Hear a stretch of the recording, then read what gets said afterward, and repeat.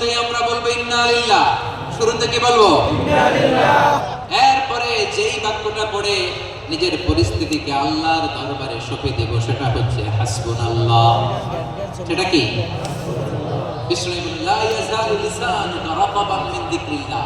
সব সময় আল্লাহর স্মরণ দিয়ে জিকির দিয়ে জিহ্বাটারে সিক্ত রাখো। আর শয়তানু জাসিমুন আলা কলবি ইবনে আদম, শয়তান বনি আদমের কলবে খামচি মেরে বসে থাকে। ফাইদা যাকারাল্লাহ খালাসা, মানুষ যখন আল্লাহর স্মরণ করে জিকির করে শয়তান দৌড়ে পালায়। ওয়া ইদা গাফালা ওয়াসওয়াসা, যখনই বনি আদম গাফিল হয় তখনই শয়তান তার হৃদয়ে ওয়াসওয়াসা দেয়। ঠিক ঠিক। এজন্য বিপদে পড়লে ইন্না লিল্লাহ, নিজের সব টুকুন করার পরে, নিজের রোল প্লে করার পরে নিজেকে আমরা কি বলে সঁপে দিব? সবাই বলেন, সবাই বলতে হবে হাসবুনাল্লাহ। আরো জোরে বলেন।